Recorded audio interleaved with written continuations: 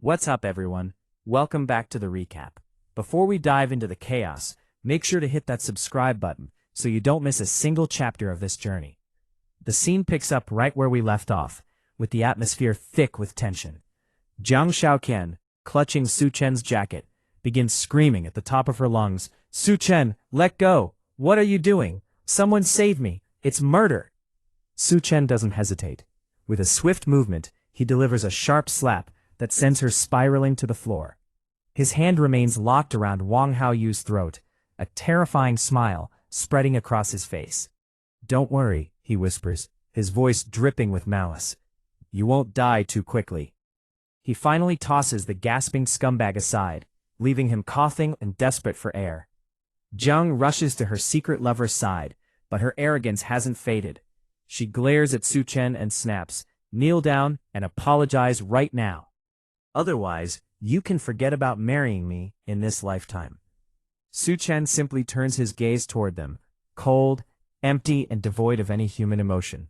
That look alone is enough to send a chill down their spines, and the two cowards scramble away, shouting empty threats as they flee. To Su Chen, they are already nothing more than ghosts.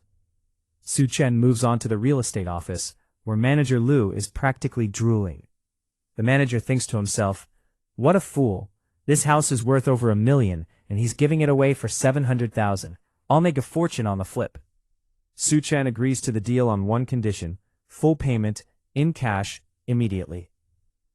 As the money hits his account, Su Chen thinks of the manager's future with a dark irony. By the time the ownership transfers next Monday, the world will be in ruins. The manager can have any house he wants, if he can survive long enough to live in it. He spots a poster for a high-interest loan company and realizes he can squeeze even more out of his property. He enters the building and finds himself face-to-face with Wang Dahai, Wang Haoyu's older brother. In his past life, Su Chen saw this man torn apart by mutant beasts. Now, Dahai thinks he's the one doing the hunting. He offers Su Chen $500,000 for the property certificate, convinced he's dealing with a desperate gambler. Su Chen pushes for $600,000 and hands over the papers. As the loan shark sneers at Su Chen's stupidity, another 600,000 yuan is transferred. Meanwhile, Jiang and Wang Haoyu are following him from a distance, fueled by spite. They watch as he exits the loan building, convinced he's up to something shady. They decide to trail him, hoping to find more dirt. Su Chen's next stop is the Green City Hotel. In his memories of the future, this was one of the few buildings strong enough to withstand the tsunamis and the deep freeze. He plans to make the presidential suite his fortress. He meets with the restaurant manager, Liu Xinrui, and makes a request that leaves her speechless. "I want to order 1,000 tables for a banquet." The manager is stunned. 1,000-table banquet at 10,000 yuan per table. That's a 10 million yuan order. She immediately marks Su Chen as a hidden second-generation billionaire. Su Chen plays the part perfectly, putting down a 50,000 yuan deposit and promising to settle the balance in a week. He knows the truth. In the post-apocalyptic world, the final payment will never happen, and a single block of ice will be worth more than his 10 million yuan bill. When Su Chen leaves to check into his suite, Jiang Shaoqian sneaks up to the reception desk. "That man who was just here, what was he doing?" The manager, thinking Jiang is the luckiest woman on earth, beams. "Your boyfriend just ordered a 10 million yuan wedding banquet. He's been hiding his wealth to test your love." Jiang and Wang Haoyu are frozen in shock. The bootlicker they've been abusing is actually a multimillionaire? The manager explains that wealthy men often use cold violence or disappear right before a wedding to see if their partner is truly loyal. Jiang's greed immediately takes over.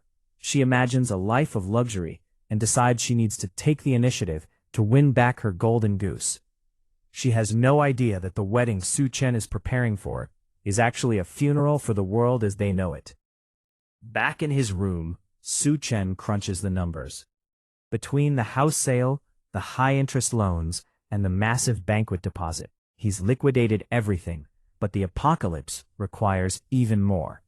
At this point, he thinks with a predatory grin, it would be a waste not to take out every online loan possible. He spends the next few hours in a digital frenzy, downloading over 80 apps and taking dozens of selfies for verification. By the time he collapses on his bed, he's squeezed out another 970,000 yuan.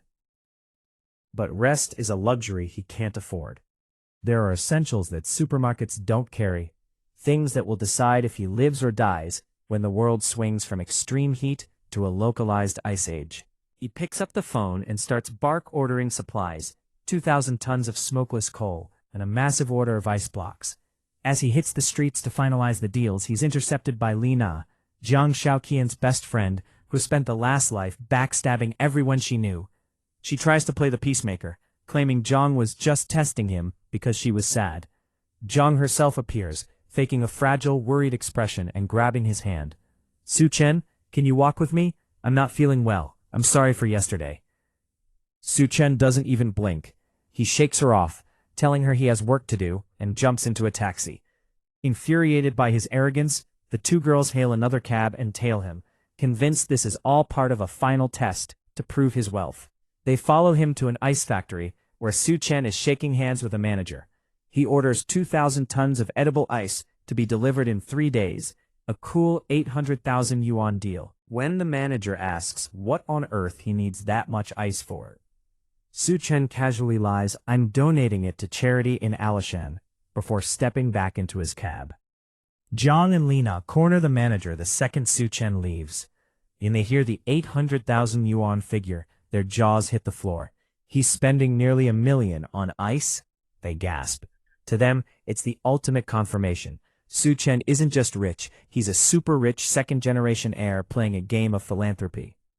With his shopping list complete, Su Chen decides to enjoy one last taste of luxury. He visits Yaolin Music Restaurant, a high-end establishment where a single meal costs more than most people earn in a month. He spots a mysterious item on the menu, a question mark, priced at 17,000 yuan. Intrigued, he orders it. The chef who brings out the dish stops him in his tracks. It's Duan Ya, the woman known in his past life as Hell's Chef. In the apocalypse, her magical culinary skills could turn mutated monsters into edible feasts, but her food often came with a deadly price. Here, she is just a beautiful chef, serving a dish called Dual-Faced Life. Su Chen enjoys the meal, but he can't help but wonder if he should recruit her, or if her food is just as poisonous now as it will be later. His final stop is the Area Scans Bar, the most extravagant vault of excess in the city. He's joined by a group of girls, including a heartbroken newcomer named Yunyun, whose boyfriend just cheated on her. When Yunyun, fueled by spite and liquor, asks Su Chen if he's willing to take her home, he sees an opportunity. "A real man's nature is engraved with reproductive desires," he says, pulling her close. But the moment is shattered. Jiang and Li Na burst into the bar, screaming about his cheating and demanding he stop. Su Chen leads Yunyun to a private room, but not for the reason everyone thinks. Once the door is locked, he flicks her forehead to wake her up. "Stop being love-brained," he warns her. "Stay home. Stock up on food. There is no future coming." Outside, Jiang and Li Na are frantically picking doors, screaming his name and ruining the vibe. Su Chen sighs, looking at the door. Between his vengeful ex and the impending end of the world, his night of peace is officially over.